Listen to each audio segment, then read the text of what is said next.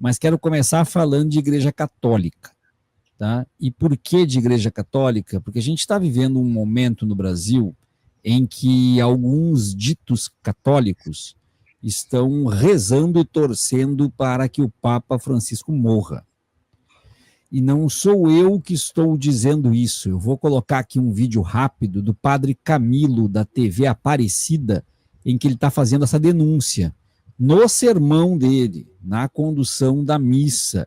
Eu te convido aqui a assistir junto com a comunidade, para que depois a gente possa comentar. Vamos lá. Voltamos para o momento presente. O nosso querido Papa Francisco, em sua humanidade, vive o momento da enfermidade. Nós nos unimos em prece por ele. Mas sabemos também que existem alguns grupinhos que se dizem católicos, que rezam e comemoram a possível morte do Papa, porque se acham os melhores e os perfeitos. Existem alguns grupinhos na igreja que se sentem os católicos originais. Só eles se salvarão, só eles rezam do jeito certo, só eles pregam a palavra do jeito certo. Todo mundo está errado. Olha que ignorância, que falta de sabedoria. Deus sopra o seu espírito aonde ele quer.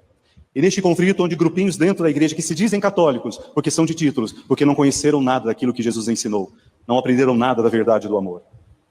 Grupos que na igreja se colocam para falar... Opa, vamos ver se vai... Se quiser eu tento por aqui, hein? Não, só um pouquinho que eu acho que vai agora de novo, deu um... E outros leis não entenderam nada daquilo que no Evangelho Jesus ensinou.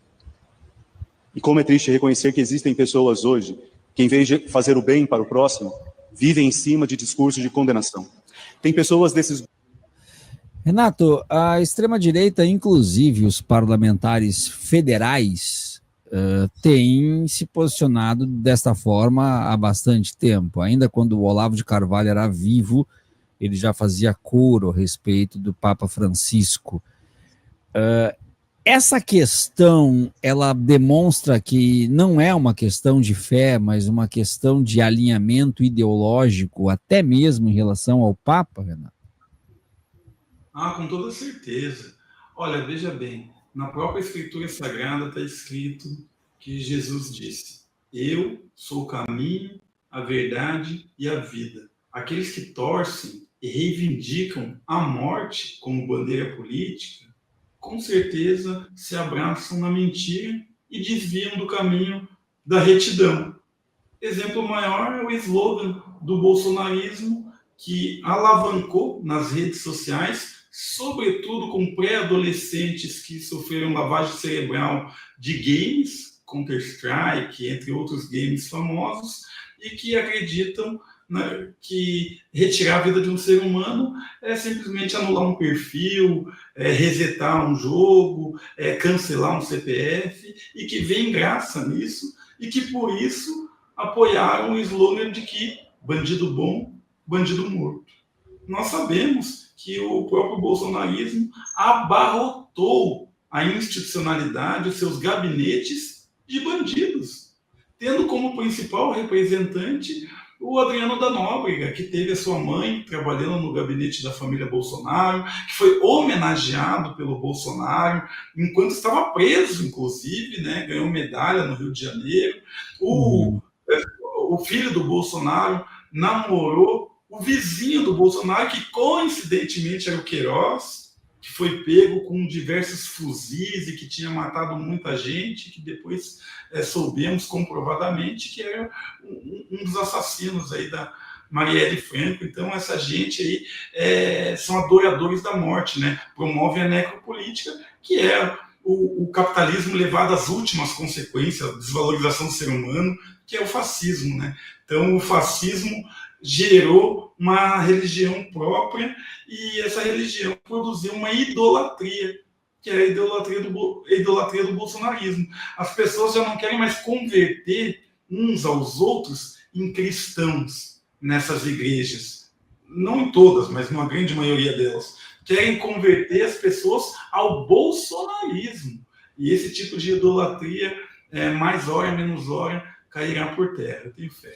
Há pouco tempo viralizou vídeos do tal Frei Gilson, que conseguiu colocar mais de 1 milhão de pessoas às 4 horas da manhã em lives, 1 milhão de bolsonaristas em lives, e o Frei Gilson, o nome dele é citado no relatório da Polícia Federal como aquele que estava diretamente ligado a espalhar a oração ao golpe.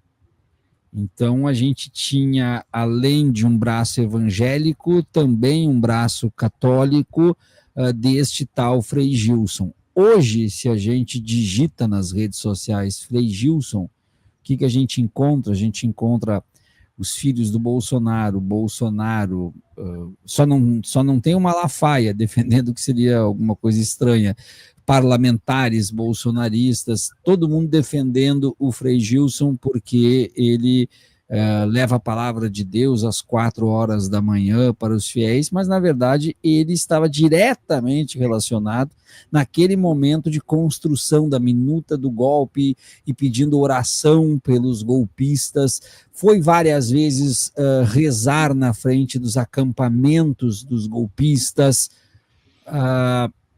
Isso, de certa forma, é normal, é natural quando se entende Igreja Católica e bolsonarismo, ou é algo que chega a surpreender nos bastidores? Como é que tu percebe isso? Olha, não surpreende, porque não são poucos.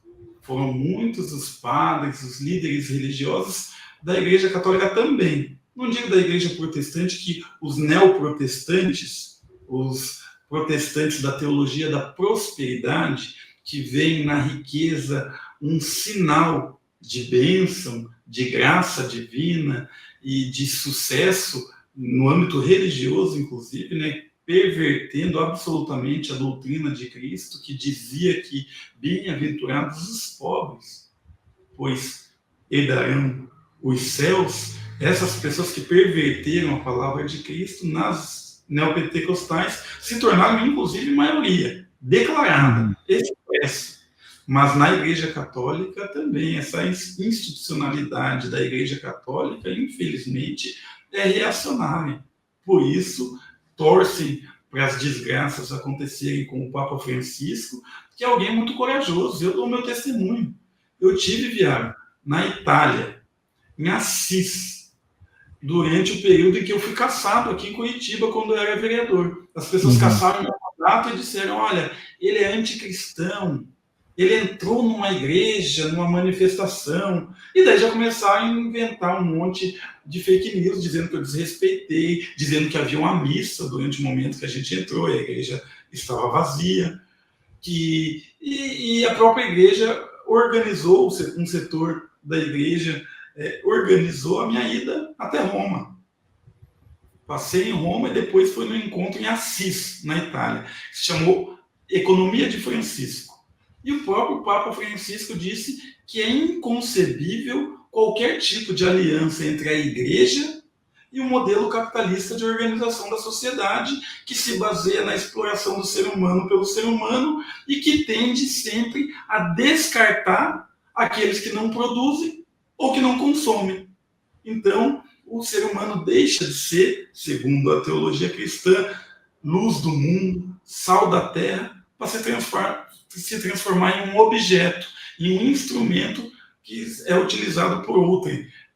Ou seja, radical a proposta do Papa Francisco, que tem essa inspiração franciscana, embora não seja de fato da ordem franciscana, e por isso o encontro foi em Assis. Então foi um Papa radical que ousou questionar diversos dogmas, e mais, para quem não lembra, o Papa Francisco teve uma das maiores coragens de todas as pessoas. Eu digo isso como alguém fraco que não tem essa coragem, que é o quê? De se desculpar perante aqueles que se sentiram magoados ou que foram, de fato, ofendidos pela nossa conduta, no caso dele, pela conduta da igreja, de modo geral, quando ele foi lá no Canadá, por exemplo, e pediu perdão pelos crimes que a Igreja Católica tinha cometido lá, os crimes que a Igreja Católica cometeu na própria América do Sul, quando apoiou as ditaduras militares, entre outros. Pediu desculpa, humildemente. e encontra uma resistência gigantesca dentro da Igreja Católica que faz com que o Frei Gilson não seja raio em dia de céu azul, seja um fenômeno, inclusive, esperado, e por isso deve ser combatido, porque se desvirtua dos princípios cristãos e se alia profanamente aos princípios mundanos da acumulação do dinheiro e do poder político.